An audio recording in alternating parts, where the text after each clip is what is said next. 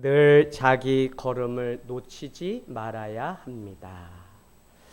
지난 한 해 여러분 수고 많으셨고요. 새해를 또 준비하면서 주 안에서 2016년 이 새해가 꼭 우리 가슴에 기억에 남는 믿음의 인생이 되기를 축복합니다.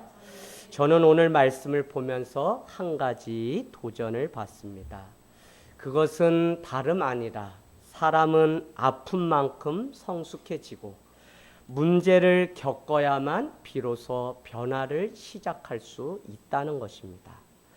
유독 문제를 통해서만 내 자신이 변화되는 그 경험을 하면서 오늘 맞닥뜨리는 그 문제 앞에 나의 걸음을 어디로 옮겨야 될지 다시 한번 생각해 보게 됩니다. 여러분, 문제를 직면하게 되면 다시 살아갈 지혜가 주님께 있다는 사실을 우리는 배우게 되거든요. 변함이 없으신 하나님의 사랑, 절대로 신실하신 그 하나님은 우리를 버리지도 않으시고 책망하지도 아니하시는 그 하나님. 그 하나님의 사랑을 우리가 붙잡기만 하면 우리의 인생이 다시 시작할 수 있다는 사실을 깨닫게 됩니다. 그래서 1년을 2번 살기 운동하는 이 의미가 왜 중요하냐면 여기까지 오게 하신 그 하나님의 은혜를 가만히 생각해 보세요. 시편 30편 4절로 한번 가볼까요? 시편 30편 4절 말씀. 참 말씀이 우리 마음 가운데 남는 말씀인데요. 시편 30편 4절 5절 822페이지에 수록되어 있습니다. 우리 함께 읽도록 하겠습니다. 시작. 주의 성도들아 여호와를 찬송하며 그의 거룩함을 기억하며 감사하라. 그의 노여움은 잠깐이요 그의 은총은 평생이로다. 저녁에는 울음이 깃들일지라도 아침에는 기쁨이 오리로다. 아멘. 아멘. 4절 말씀은 감사를 먼저 이야기한 것이 아니라 그의 거룩함을 기억하며 감사라고 말씀합니다. 오늘 목회 서신에도 제가 썼어요. thanks라고 하는 것은 thinking에서 왔다고 그렇게 써놨습니다. 깊이 하나님의 은혜, 특별히 여기까지 오게 하신 하나님의 은혜를 기억할 때 그 사람에게 주는 은혜가 무엇이냐면 감사가 우리 안에 살아난다는 것입니다. 저도 2016년을 시작하면서 올해는 하늘 땅 교회가 더 많이 모여서 더 많은 일을 해야지라고 생각했지만 그냥 오늘 보았던 그 얼굴 이 자리에서 또 보는 것만으로도 팍팍한 우리 시대에 얼마나 감사한 일인지 모른다는 것입니다. 말씀을 준비하면서 마음에 딱 와닿는 것이 무엇이냐면 그래 기억을 했더니 마음에 깊이 기억해 보니 한 분 한 분이 오늘 이 자리에 계시다는 것만으로도 그냥 감사하고 이 공동체를 버릴 수 없는 이유라는 것입니다. 어떤 분이 저에게 목사님 왜 공동체 교회를 그렇게 강조합니까? 라고 하면서 자기 블로그에 저를 초대해서 가보았더니 나는 예수를 믿기 때문에 교회를 다니지 않아도 상관없습니다. 이렇게 써놓으셨어요. 그래서 제가 글을 쭉 보았더니 교회에 대한 상처가 있는 것입니다. 여러분 문제를 맞닥뜨리고 상처가 우리 안에 생길수록 우리는 더 합리적으로 객관적으로 생각할 수 있는 성숙함이 우리에게 필요해요. 그러지 않게 되면 우리 사회가 왜 화가 난 사회가 됐냐면 내가 경험한 그것을 전부로 여기기 때문에 속단하고 이미 내 생각대로 결단해서 말을 하기 때문에 어떤 문제가 생기면 서로 이야기를 하고 풀어가야 되는데 이 안에 골마 있는 그 상처 때문에 그냥 내가 하고 싶은 대로 이야기를 하는 것을 보게 됩니다. 제가 그렇지 않다고 그분에게 글을 썼어요. 우리가 예수를 오직 믿으면 구원을 얻지만 성경을 더 자세히 보면 온전한 구원, 온전한 믿음에 대해서 이야기하고 있습니다. 그러면 오늘 우리가 모이는 이 교회라고 하는 공동체 오늘 부득이 이곳에 모여서 같은 예배를 드려야 하는 이유가 무엇일까요? 그것은 온전한 믿음, 온전한 구원을 향해 순례하는 공동체 안에서 함께 모여서 훈련받는 장이 교회이기 때문에, 무엇보다도 온전한 믿음, 온전한 구원을 위해서 우리는 우리가 가지고 있는 그 성품으로 구원받는 것이 안 된다니까요. 그래서 우리는 말씀 가운데 또 작지만 서로를 통해서 나를 부인하고 주님의 십자가를 지는 훈련을 통해서 갈 수 있는 나라가 하나님의 나라이기 때문에, 그 나라는 돈으로도 못 간다고 아이들이 그렇게 찬양하는 것을 보면 온전한 믿음. 그래서 오늘 다시 모인 이 예배 자리가 얼마나 귀하고 감사한 자리인지 모른다는 것입니다. 여러분, 오늘 마태복음 한번 보실까요? 오늘 사건의 중심에 물에 빠져든 누가 있죠? 베드로가 있습니다. 그런데 왜 오늘 베드로는 잘 걸을 수 있음에도 불구하고 빠지게 되었을까 하는 것입니다. 저는 오늘 마태복음 14장 30절 여러분 이렇게 한번 밑줄을 걸어놔 보세요. 바람을 보고 무서워 빠져가는지라 소리질러 가로되 주여 나를 구원하소서 하니라고 기록되어 있어요. 오늘 사건의 중심에 무엇이 있었냐면 베드로의 마음속에 있었던 의심이라는 것이 있었다는 것입니다. 오늘 30절 말씀 보니까 뭐라고요? 바람을 보고 무서워 빠져가는지라. 그 갈릴리 바닷가에 지금 빠져들고 있는 거예요. 그래서 무서워서 두려워서 지금 어떻게 해야 될지 모르는 이 제자들의 믿음을 우리가 보고 있는 것입니다. 그런데 여러분 생각해 보세요. 이 바람이 갑자기 불었나요? 그렇지가 않아요. 바람은 늘 불었습니다. 바람은 늘 불었어요. 예수님을 바라볼 때는 그 바람을 우리가 감지하지 못하고 건너갈 수 있었는데, 지금 갑자기 그 바람을 보기 시작하자 문제가 점점 더 커지는 것을 보게 됩니다. 여러분, 우리가 살아가면서 한 가지 깨달아야 되는 지혜는 무엇이냐면, 문제를 만나면 문제에서 벗어날 수 있는 지혜도 우리에게 필요한데, 그 유일한 방법은 다른 것이 아니라 문제보다 크신 하나님을 바라보면, 문제보다 크신 하나님의 사랑을 경험하게 되면 그 문제는 다 하나님의 사랑 안에 녹아지는 은혜가 있다는 것입니다. 할렐루야. 여러분, 부부가 싸움을 해요. 그런데 남편이 엄청 그릇이 커. 이 사람은 무슨 이야기를 해도 다 들어주는 사람이에요. 우리 아내는 무슨 이야기를 해도 내가 막 화가 나서 막 싸워보려고 대들면 아유 왜 그래 하면서 톤을 낮추고 말이 느려. 그래서 한번 싸워보자고 대놓고 이야기해도 아유 왜 그래, 뭐 때문에 그래. 그러니까 어떻게 돼요? 싸움이 안 되는 거예요. 바로 더 큰 그릇, 더 큰 사랑, 더 크신 하나님이 우리 가운데 늘 동행하게 되면 이 문제는 더 이상 문제로 보이지 않는다는 것입니다.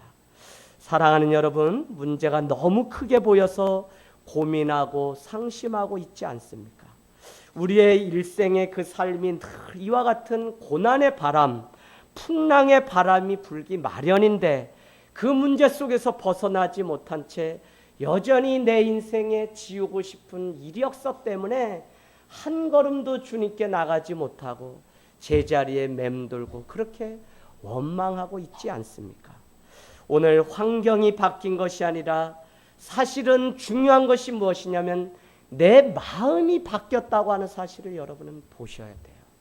무엇이냐? 오늘 베드로는 그 환경 때문에 빠져든 것이 아니라 그 안에 마음 때문인데, 더 정확히 말씀드리면 믿음 없는 마음으로, 의심으로 바뀌었기 때문에 그 인생이 어려워지기 시작했다는 것입니다. 사랑하는 여러분, 우리 인간사에 일어나는 많은 일들이 사실은 다 믿음과 관련이 있습니다. 예수님께서 오늘 31절에 뭐라고 말씀하세요? 즉시 손을 내밀어 저를 붙잡으시며 가라사대, 여러분 동그라미 쳐놓으세요. 믿음이 적은 자여 왜 의심하느냐. 아이고 너 힘들어서 죽을 뻔했지. 야 현규야 너 힘들었지. 아이고 우리 강아지 어서 와라 어서 와라. 아이고 우리 지연이 힘들었지 어서 와 어서 와.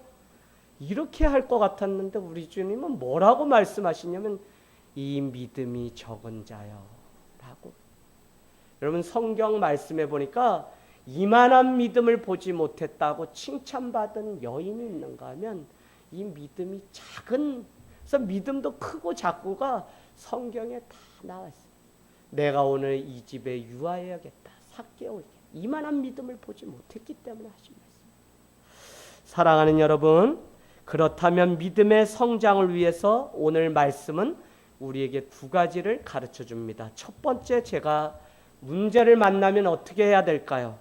이제 새로운 1년을 살아가면서 여러분 꼭 명심하기를 부탁드리는데, 첫 번째는 믿음의 시선을 멀리 가져야 한다는 것입니다. 믿음의 시선을 멀리.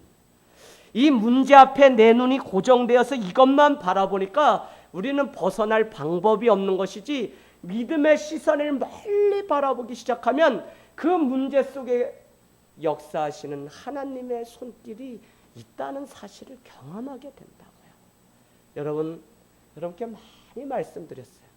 우리는 눈에 보이는 광경으로 살아가는 사람이 아니에요. 그래서 이쪽에서 보면 아름답고 저쪽에서 보면 해돋이가 멋있고 많이 광경을 이야기해요. 그런데 그것이 아니라 그것을 어디서 보냐, 관점이 더 중요하다는 이야기를 늘 드렸어요. 여러분, 저 산봉우리에서 저 바다를, 망망대해를 바라보면 더 멋있죠. 뭐예요? 관점의 문제예요. 오늘 믿음의 시선을 멀리 가져간다는 것은 무엇이냐면, 비로소 이 문제에서 벗어나서 믿음의 관점을 가지고 이 문제에 어떤 하나님의 계획이 있는지를 바라보는 눈이 생기게 된다고요. 여러분이 이 눈을 가지게 되면 내가 사람을 만나고 내 안에 일어나는 많은 일들 통해서 그 사건을 보는 것이 아니라 이 사건 뒤에 감춰진 하나님의 손길을 보게 된다니까요. 그러면 이렇게 생각합니다. 아, 하나님이 왜 나에게 이렇게 어려움 주셨지? 하나님이 오늘 이 일을 통해서 나에게 하나님이 왜 하늘 땅 교에 나를 굳이 보내셨지? 아이고, 하나님이 왜 저 사람을 나에게 보내셨지? 우리가 묻기 시작하면요, 거기에 하나님이 주시는 지혜와 해답이 있다니까요. 할렐루야. 여러분, 하나님 보세요. 하나님. 점점 더 여러분 세상이 그렇습니다. 그래서 요한일서를 우리가 수요일 예배에 얼마나 뜨겁게 보는지 몰라요. 요한일서 4장 있죠. 영을 믿되 모든 영을 다 믿지 말라. 우리는 이단이 전하는 그 악한 영, 그것만 말하는 것이 아니라 여러분이 하고 있는, 여러분이 지배받고 있는, 여러분이 읽고 있는 책, 모든 것들에 여러분이 지배를 받는데, 어떤 사람들은요, 자기가 알고 보고 느낀 것을 마치 하나님이 내게 주신 믿음처럼, 믿음이 아니에요. 여러분, 그것은 신념이라고 말해요. 근데 우리는 내가 어떻게 살겠다고 내 안에 포부를 잔뜩 가지고 있는 그것을 마치 믿음이고 하나님이 주신 소원이라고 말하는데, 자칫 잘못하면 뭐일 수 있어요? 꿈일 수가 있어요. 개꿈. 여러분, 그래서 하나님의 눈으로 하나님이 가라고 하시면 가고, 멈추라고 하면 멈추고. 근데 여러분, 이것이 열리면 여러분 저 5대양 6대주로 다 파송받아 어디든지 가세요. 이것만 정확하면요, 저 어디에다 던져놔도 다 살아서 오기 마련입니다. 이게 정확지 않으니까 내놔도 늘 불안하고 잘 있나 그러지? 아니요. 우리 자녀들요, 믿음 위에만 세워놓으면 이 자녀들이 우리보다 어떻게 해요? 요한복음이 주님이 뭐라 그랬어요?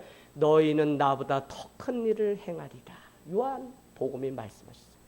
여러분, 우리의 자녀가 우리보다 더 큰 일을 할 수 있습니다. 제가 요즘 아내랑 밤에 오손도손 이야기 나누다, 아이고 애들 잘 키우려고 그러는데 쉽진 않다, 그 이야기했어요. 그 쉽지 않다는 게 아이들은 무슨 문제가 있고 그런 게 아니라, 아이고, 그래서 아이가 이렇게 갈 때마다 이렇게 해서 사람 이해하는 폭도 좀 넓혀줘야 되고, 또 이렇게 가다 보면 아이고 이놈이 그래도 어떻게 해요? 또 꿈도 가지고 한번 도전해 볼 수 있도록 점프할 수 있는 능력도 좀 줘야 되고, 더 큰 것은 제가 우리 아이들이 자기 힘으로 어떻게 사는 게 행복한 삶인지 그거를 마지막으로 가르쳐주면 저는 아이한테 제가 다 가르쳐줬어요. 신앙 안에서 자기 삶을 행복하게 만들 수 있는 아이. 그런데 그거 가르쳐주는 게 어려워요. 쉽지가 않아요. 그래서 제가 우리 아버님 이렇게 시골 고향 다녀오면서 전 제가 뭐 잘은 못해요. 효자도 안 해요. 그래도 늘 감사함이 있는데 아버님이 어떻게 교육을 했나 했는데 그냥 이렇게 뭐 한 차례 욕하거나 매질을 해보신 적이 없는 분이에요.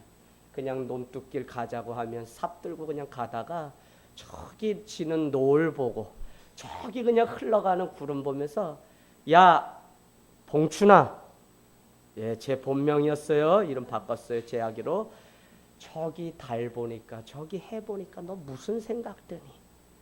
그러면요 뭐 토끼 같아요, 아버지 구름 같아요, 뭐 얘기할 거 아니에요? 그러면 아버지가 거기다 한마디 더. 쟤네 둘이 지금 싸우고 있는 것 같지 않니? 쟤네 둘 친구 같지 않니? 쟤네 지금 어디 소풍 가는 것 같지 않니? 계속적으로 상상력을 자극해서 결국은 문학을 할 수 있도록 시를 쓰는 능력을 아버님. 근데 그게 그냥 단순히 글 쓰는 그 능력이 아니라 제 삶을 좀 멀리 관망하고 좀 이렇게 내다볼 수 있는 힘을 가르쳐 주었다는 생각이 지난밤에 제 안에 갑자기 들었어요. 그래서 제가 글을 썼어요. 아버님 감사합니다. 인생을 가르쳐 주셔서 아버님 감사합니다. 여러분 멀리 볼 수 있는 시선이 우리 가운데 있기를 원합니다. 의심이라고 하는 것은요, 오늘 베드로가 품었던 의심은 그 사람이 맞을 수도 있고 내가 맞을 수도 있고 또 내가 가는 길이 맞을 수도 있고 또 저 사람이 나보다도 날 수 있고 이렇게 사실 의심의 시작은 어디서 온다 그랬어요? 비교의식에서 온다는 거예요. 오늘 베드로가 왜 물에 점점 빠져들었냐? 비교하기 시작한 거예요. 물론 어떻게 비교했는지 모르지만 그 마음 깊은 중심 안에는 내가 살까 못 살까 걸어갈 수 있을까 계속적으로 비교하기 시작했어요. 어쩌면 그 중심 안에 주님이 했는데 나도 까짓거 한번 해볼까 하는 그런 배짱도 있었는지 몰라요. 어쨌거나 비교가 그 안에 자리 잡고 있었다는 것입니다. 여러분 우리 시대의 가장 가슴 아픈 것은 자기의 걸음을 놓치고 살아가는 사람들로 가득 차 있어요. 우리가 뭐 아파트 안에서 또 이웃 간에 많은 분쟁들이 문제가 일어나요. 그런데 대화를 할 때마다 가장 가슴 아픈 게 무엇냐면 이렇게 우리가 살아내서야 다음 세대인 우리 자녀에게 어떤 사회를 물려줄까? 저는 참 많은 고민을 해요. 단순히 신앙 물려줘서가 아니라 우리가 신앙인으로 그리스도인으로 세상을 살아내서 정말 영원하고 영원히 행복한 것이 무엇인지 이 아이들한테 가르쳐줘야 되는데 손해보지 않고 무조건 이기고 무조건 남들이 뭐라 그러면 싸붙여야 되고 남들이 하라 그러면 무조건 발뺌하고 진실이 없는 이런 사회 속에서 우리 아이들에게 살도록 자꾸 부모가 가르치면 이 아이들이 살아가는 세상은요 누가 망쳐놨냐면 부모가 망쳐놓은 거예요. 그래서 여러분이 이 신앙을 크게 멀리 봐야만 이 아이 당장 무슨 공부해서 1등하라가 아니라 여러분 그거는 생각지도 마세요. 누가 올해까지 공부하냐면 서울대 안 간 사람이 오래 공부해요. 왜요? 아버님 맞죠? 아유 우리 아버님 예 괜히 얘기했다. 예, 예 무슨 얘기냐면 예 부모가 자꾸 공부하라서 과외시키고 뭐 시키고 하면 물론 1등 해오는 거 기쁘죠. 그런데요 이 아이한테 정말 가르쳐줘야 되는 건 혼자 공부할 수 있는 힘을 길러줘야 돼요. 그러면 이런 아이들은요 책을 보든 뭘 보든 끝까지 공부해서 이 아이들이 자기 인생을 개척하고 그 아이들이 하나님을 위해서 또 놀라운 일들을 한다니까요. 저는 아주 깨끗이 이번에 그냥 손을 들고 놔버렸어요. 그냥 이번에 아주 딱 그래서 아들아 너가 한번 해. 야 공부야 공부 너 그래서 너가 정말 좋아하는 게 뭔지 그것만 발견해. 아빠는 너 신앙생활도 잘해야지, 대학도 좋은다. 아우, 그러면 아빠 사기꾼이야. 너 다 잘할 수 없어. 그냥 제 아버님이 그러셨거든요. 야, 너 그냥 좋아하는 거, 너가 뭘 좋아하는지는 발견해서 아빠는 그 좋아하는 게 저기 지방돼 있으면 거 갔으면 좋겠다. 상관없다. 근데 너가 공부하는 법을 길러라. 재밌게. 그러면 너가 유학도 하고 다 할 수 있다냐. 맞니, 용화야? 용화는 이해를 못해요. 아직도 내 얘기가 무슨 얘기냐. 그래서 아빠가 계속 공부하라는 얘기만 들렸다는데 안 그래요. 공부하라고 안 해요. 아유, 귀엽다. 요 앞에서 보니까. 예, 베드로는요, 바람과 자기 자신, 바람과 예수님, 걷는 것과 빠지는 것, 여러 가지 상황, 돌발 사태, 또 가능성을 계속 비교하면서 의심이 그 안에 찾아왔어요. 믿음이라는 것을 저는 이렇게 쉽게 좀 정의해 보고 싶습니다. 호흡을 길게 가지고 시선을 멀리 보는 것도 믿음입니다. 거기에 누가 계시기 때문에요. 하나님, 주님이 기다리고 계시고 주님이 우리를 칭찬하시고 안아주실 분이 계시기 때문에 멀리 바라보고 멀리 긴 호흡을 하면서 그곳으로 가는 거예요. 그래서 이게 믿음이 없으면 사실은 우리가 이걸 못하는 거죠. 그래서 믿음이 세상 살아가는 일에 너무나 필요하다는 거예요. 야고보서 1장 6절에서 8절은 뭐라 그러냐면 여러분 만약에 여러분이 지혜가 없으면 하나님께 간구하십시오. 그러면 지혜를 주십니다. 여러분, 어떤 사람이 기도를 계속했는데도 얻지 못하면 뭐라고요? 그 마음에 뭐가 있어요? 두 마음을 품어서 정함이 없기 때문에 그렇습니다. 그렇게 이야기해요. 정함이 없다는 것은 의심하는 거예요. 이거 할까? 저거 할까? 우리 삶이야 사실은 계속 그래요. 그래서 여러분이 기도하면서 무엇인가를 매 순간 결정해야 돼요. 제가 우리 세교 사랑 나눔 모임요, 일반 교회 다닌 사람들 중심으로 만든 게 아니에요. 교재를 제가 직접 만들었어요. 신앙이란 무엇일까? 이거 할 때 신앙이란 하나님이 나를 사랑하신다는 것을 매일매일 순간순간 느끼고 체험하는 게 신앙입니다. 이렇게 조금 쉬운 표현으로 제가 써보려고 그렇게 했어요. 순간순간 매일매일 느끼고 살아가는 것. 그것을 우리가 아는 것이 신앙이고 그것 때문에 길게 바라보고 그것 때문에 긴 호흡을 하고 멀리 바라보는 에너지가 우리 안에 있기를 원합니다. 여러분, 의심의 정의는요, 헬라어로 딥시코스라는 것인데 무슨 의미냐면 의심이라는 것은 뜻이 이겁니다. 두 마음을 품는 것, 이런 뜻입니다. 두 마음을 품으면 어떻게 돼요? 우리 마음이 갈라지게 되죠. 이거 할까 말까. 또 손익도 계산하게 되고. 그래서 여러분, 우리가 사실 강해 보여도 의심이 있는 사람은 아무것도 남기지 못하는 것을 보게 됩니다. 호흡이 짧아서 그래요. 여러분, 기도하면서도 이런저런 오만 가지를 다 생각할 수밖에 없는 우리의 연약함을 생각해 보면, 여러분, 우리가 의심을 버리지 않으면, 믿음으로 돌아서지 않으면 우리가 하고 있는 많은 일들은 사실 의심 덩어리예요. 의심 덩어리. 여러분, 주님이 여러분과 함께 하시기로 작정하셨습니다. 여러분의 손을 꼭 붙잡고 계실 그 주님. 오늘 예배가 무엇이냐면 변함이 없고 신실하신 그 하나님이기 때문에 우리는 믿는 거예요. 여러분, 신앙이 복잡한 게 아니에요. 왜 우리가 오늘 하나님을 믿어요? 하나님이 나를 사랑했다 안 했다 이랬다 저랬다 하시는 거면 우리가 하나님 앞에 믿는다고 감히 말씀을 드릴 수 없어요. 그러나 어떤 상황 속에서도 하나님은 우리를 건지시고 우리와 함께 하시는 분이시기 때문에 우리가 그 하나님을 믿는다는 거예요. 그러면 오늘 드리는 예배는 무엇이냐? 하나님은 우리에게 아무것도 바라지 않으세요. 여러분, 늘 이율배반적으로 생각하는 습관을 우리가 버려야 돼요.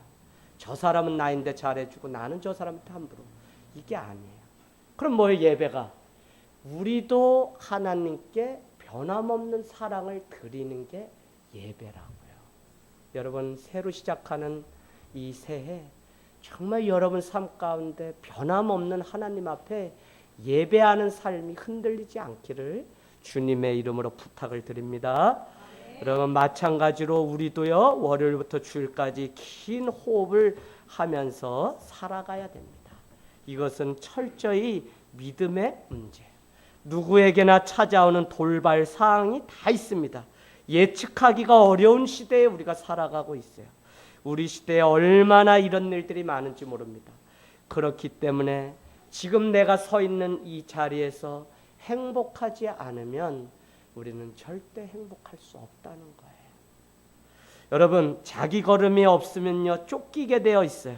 그렇기에 자기 인생을 살면서 자기 걸음을 놓치지 않는 내공이 우리에게 필요합니다.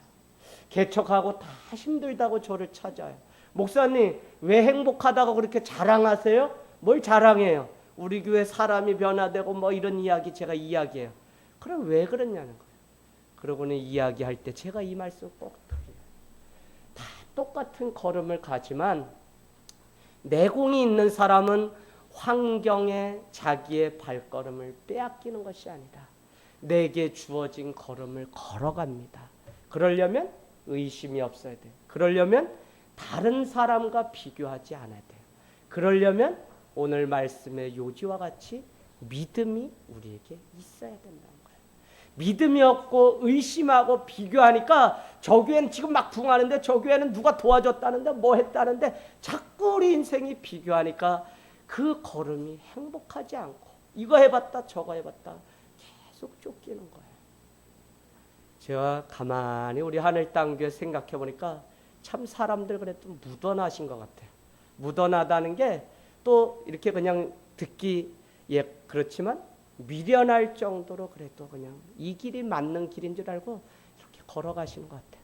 그래서 제가 아이고 이 고생 그냥 저만 하면 되는데 저는요 그냥 집안 대대로가 할아버지 단발령 또 증조부 단발령으로 저기 관직 버리고 가시고 저기 또 우리 할아버지 교육자로 계시다 또 이북에 또 해가지고 붙들려 가시고 아버님 강원도 피난 오셨는데 아버님도 좋으신데 불이나 뭘 보면 그냥 뛰쳐나가시는 게 있어요. 불이 보면 못 참아요.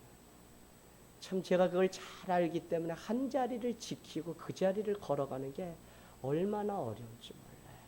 그러니까 여러분이 오늘 이 자리에 있다는 이것이 너무나 감사하고 축복하고 싶습니다.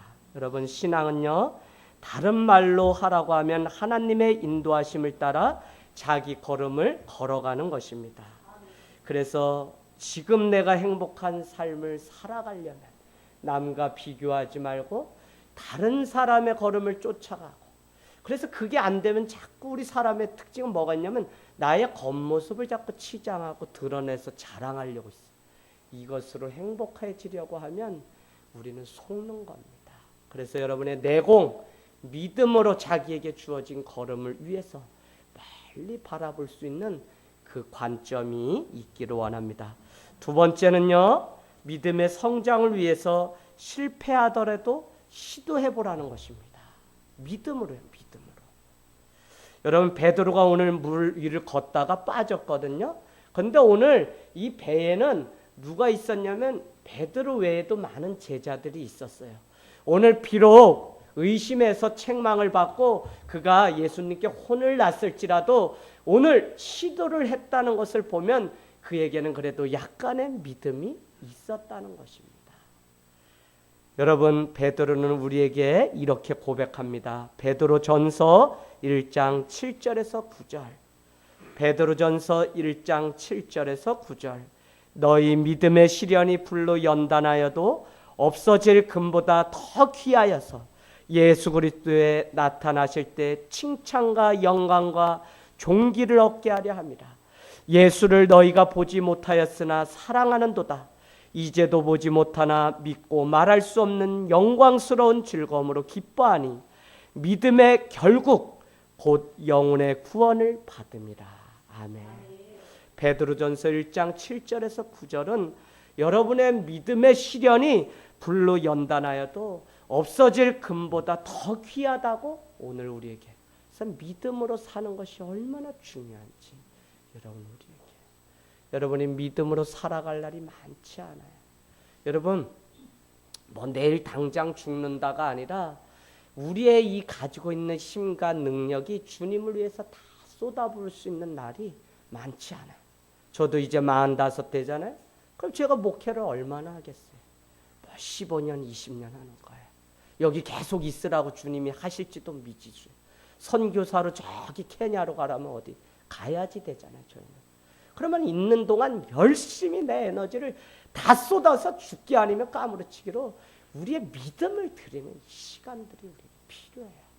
무슨 교회를 세워서 부흥해서 크게 이런 차원이 아니라 믿음은 절대적으로 하나님과 나와의 문제인데 그 믿음이 세상의 타협이 아니라 주님 앞에 내가 걸어가야 되는 걸음을 열심히 걸어가는 것.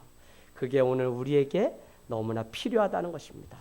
물에 빠지면 어떡하지라고 생각해서 시도도 해보지 않고 모험하지 않는 분들도 있습니다. 그런데 어떻게 하면 돼요? 에이구 물에 빠지면 이 젖은 옷 이까지 거 그냥 말리면 되지라고 생각하면서 우리는 실패를 너무 두려워하지 말라고요. 우리는 누구냐면 실패를 실패시키는 믿음이 무엇인지를 세상에 보여줘야 되는 사람들이랄까요? 실패를 실패시킬 수 있는. 여러분 사람들은요 실패하면 그냥 그 자리에 주저앉으려고 해요. 근데 그게 아니라 이 실패도 하나님을 믿는 믿음을 만나면 실패가 돼서 성공으로 바뀐다고 하는 승리로 바뀐다고 하는 것들을 우리가 세상 가운데 가르쳐주는 선교사가 돼야 된다는 것입니다. 할렐루야. 여러분 믿음은 처음부터 끝까지 모험입니다. 배는 항구에 정박하기 위해 있는 것이 아니라 거친 파도를 헤치고 항해하기 위해서 존재하는 겁니다. 아브라함이 12장 1절 너는 본토 친척 아비집을 떠나 내게 지시한 땅으로 가라. 근데 아브라함이 실수했죠. 친척을 떠나지 못했어요. 조카 롯을 같이 데리고 갔어요. 결국은 그것도 하나님이 다 떠나게 하시요. 이스마엘 통해서 하갈을 통해서 이스마엘을 얻게 돼요. 그의 연약한 믿음이 무엇인지 우리에게 다 보여줘요. 그럼에도 불구하고 그는 하나님의 약속의 말씀을 붙잡고 갈 바를 알지 못함에도 불구하고 갔기 때문에 그가 가나안을 갔다고 말씀하고 있어요. 그래서 믿음은 약속의 말씀을 붙들고 하나님이 하신 그 일을 보고 가는 겁니다. 그래서 실패가 있으면 어떡하지가 아니라 그 실패를 실패시킬 수 있는 믿음이 우리에게 필요합니다. 여러분 하늘 땅 교회는요 안전한 항구를 나와서 저 자신도 새로운 21세기 최전방에 선 교회로 존재하기를 원해요. 남들이 이렇게 가니까 이렇게가 아니라 더 본질적으로 초대 교회가 세워졌던 그 정신이 무엇이었는지를 본래의 교회로 돌아가고자 하는 욕심이 계속 안에 있어요. 그러고 보니까 편한 길이 있는데 때로는 더 어려운 길을 걸어갈 때가 있어요. 그런데 결론은 무엇이냐? 그 걸음이 불편하고 어려워도 오히려 더 단단하고 더 끝까지 걸어갈 수 있게 만드는 하나님의 능력이 있다는 사실을 깨닫게 됩니다. 할렐루야. 여러분 진실한 믿음, 진실한 공동체로 주님 앞에 우리가 걸어가기를 원합니다. 인생은 단막극이 아니라 길어요. 그래서 여러분이 순간순간 만나는 사건마다 주님의 뜻 앞에 우리가 순종하는 믿음이 필요해요.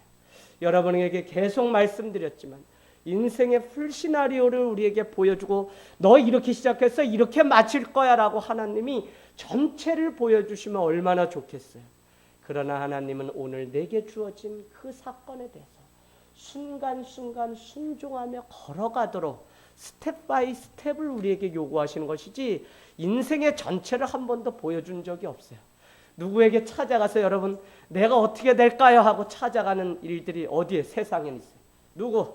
무당. 어떻게 해요? 쌀 몇 알 흔들다가 또 여기 복채해서 뭐 해요? 부적이라는 건 막 주어요. 여러분 왜 우리의 인생의 전체를 주님도 보여주지 않으시고 우리에게 순종을 요구하시는데 그걸 왜 세상에 가서 거기에 우리의 인생을 빼앗기냐고요. 저는 가장 어리석은 것 같아요. 사람이 참 똑똑한데 우매하고 어리석기 그지없습니다. 여러분 얼마든지 실패하셔도 좋습니다. 지금 실패하셨어요? 신앙 안에서 실패했어요? 내가 직분 실패했어요? 두려워하지 마십시오. 오늘 말씀 결론은 말씀 보세요. 빨간 것이 안심하라 내니 두려워하지 말라. Take courage 이렇게 되어 있습니다. 뭐래요? 용기를 가져라 라고 말. 안심하라는 단어를 take courage 이렇게 말씀. 용기를 가지고 다시 시작하라는 거예요. 왜요? 주님은 믿음으로 다시 일어나서 뛰려고 하는 그 사람보다 이미 심리 앞에 계셔서 우리를 기다리시고 바라보고 달려오는 그 사람을 안아주시려고 박수 쳐주시려고 응원해 주시려고 기다리고 계시다니까요. 그래서 여러분 오늘 문제가 아니라 이 실패 가운데서도 주님의 그 변함없는 사랑을 의지해서 지금 걸어가고 있는 이 걸음을 늘 걸어갈 수 있기를 원합니다. 살아가다 보면 그늘을 만나게 되고 어려움을 만나면 거기에는 반드시 세상의 권력 잡은 자가 우리를 유혹하기 마련입니다. 고향에 갔더니 세상에서 어려웠다가 어머니가 이렇게 해서 칼국수 장사 잘 해가지고 자녀를 다 뭐 이렇게 공부 가르치고 아주 그 읍내 시장에서는 그냥 유명하신 분인데 아들이 도시 생활하다가 와서 그냥 장사하고 정선이 가까우니까 저녁마다 친구 따라 취미 삼아 가본 카지노가 몇 달 만에 전 재산을 밭대기까지 다 잃어버리고 폐가 망신해. 제가 거기 가면 꼭 맛있어서 장칼국수 먹으러 꼭 가던 집인데 문이 굳게 잠가졌어요. 어떻게 됐습니까? 그랬더니 그 아들이 와서 열심히 하는 것 같은데 카지노의 전 재산 홀라당 다 뺏기고. 그래 우리 아우가 저희 이젠 회복이 어려워. 왜 그럴까? 밤마다 당구장에 모여서 그 읍내에 또 돈 좀 가지고 있는 사람들 어울려서 밤마다 그냥 돈백짜리 이 화투를 치면서 그렇게 산다는 거예요. 30몇 살 된 이 사람이. 그래 여러분 얼마나 이 실패를 정말 실패시키지 않으면요 우리 인생이 계속 세상의 권력 앞에 굴복하게 됩니다. 그러나 그 힘은요 오래가지 않는다는 것을 여러분 기억하셔야 돼요. 그때도 믿음, 그때도 예수 그리스도를 붙잡는 그 믿음으로 우리가 끝까지 주님을 따라가게 되면 역사에 하나님 나라에 부끄럽지 않은 마지막 주님이 인정하시는 그 인생으로 우리의 삶을 마칠 수 있다는 것입니다. 여러분 마지막 결론은 이것입니다. 절대 부분에 반응하는 인생이 아니라 전체에 반응하는 인생. 오늘 내가 만난 이 사건 한 가지 부분에 반응하면 우리는 무너져요. 쓰러져요. 그러나 내 인생을 어떻게 하나님이 이끄셔서 만들어 가실지 전체를 볼 수 있는 믿음의 시선을 가지고 주님 앞에 카피 인생으로 살지 마시고 정말 믿음의 진실한 오리지널 인생으로 살아내서 주님께 칭찬받는 능력의 종이 되기를 주님의 이름으로 축복합니다.